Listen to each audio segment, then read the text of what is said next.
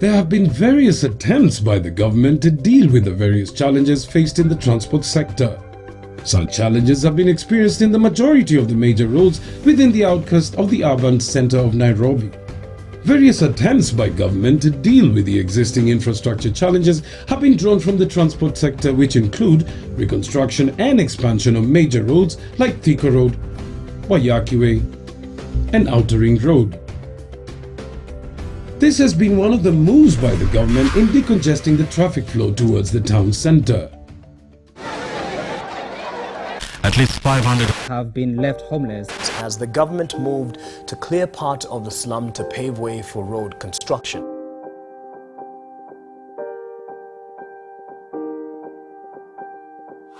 The infrastructure development has failed to take into account the social dimensions of infrastructure, ending up in dispossessions and displacement.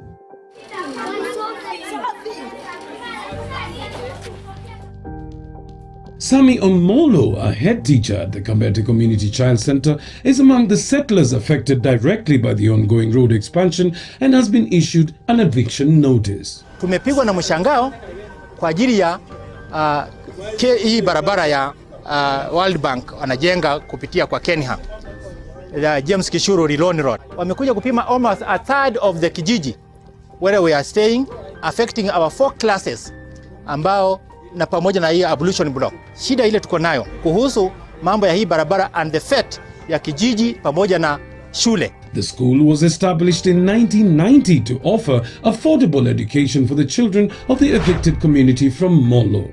It was this backdrop that the Utafiti Sera House, hosted by Pamoja Trust through funding from Partnership for African Social and Governance Research, convened to provide evidence based on research that can help tackle the infrastructure bottlenecks. Being a country that has been established on the basis of either too much informality or inadequate transformation of land tenure and property relation, such investments tend to pose enormous challenge to a significant number of residents. Stakeholders identified issues like relocation and resettlement, participation, among others, framed social dimensions of infrastructure which are often not taken into consideration during project developments.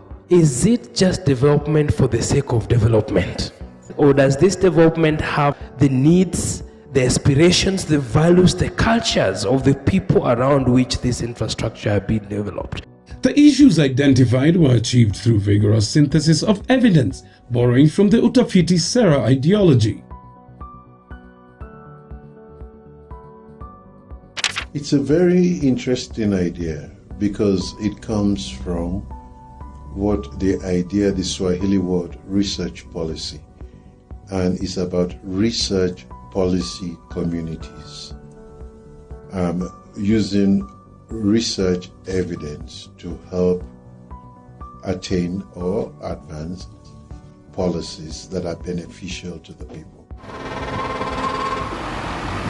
Meanwhile, the improvement of Outer Ring Road has posed a different threat to the social livelihood of the users and urban settlers within its environs.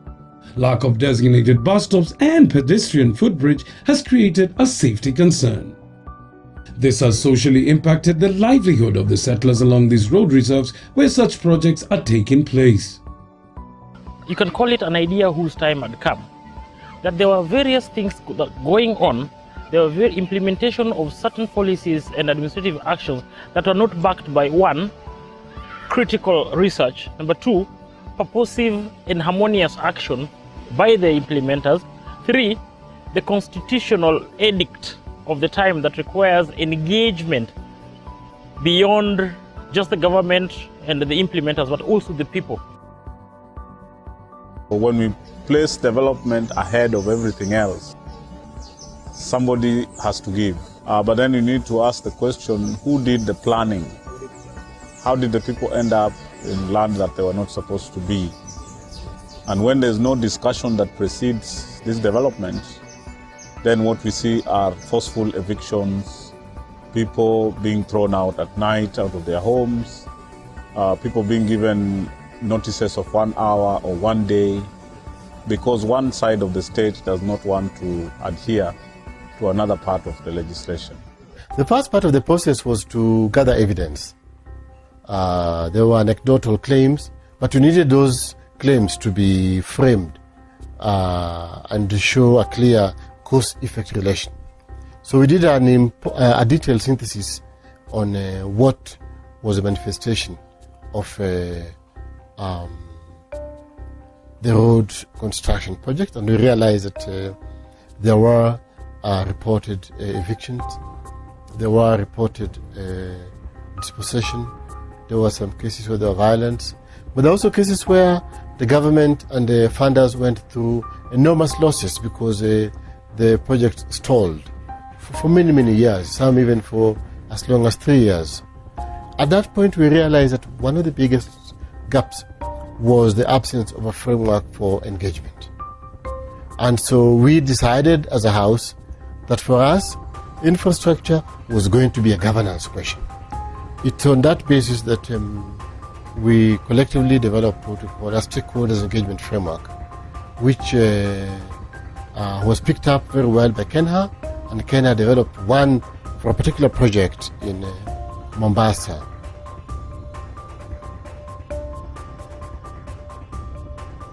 Hata tuelewe tutaenda wapi. Nyumba tumebomolewa, watoto wako pale pale nyumbani, hatuna pesa, tutaenda wapi sisi sasa? Hii ndio nchi hii. Maisha gani haya tunaishi? More than 5,000 people leo watalala wapi? What kind of decisions are made in the way money or resources are put into our urban areas to make the lives of our peoples better?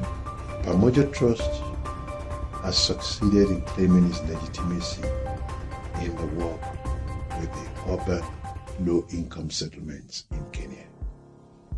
So it is something that the ordinary people living in the low-income settlements trust. It's an organization.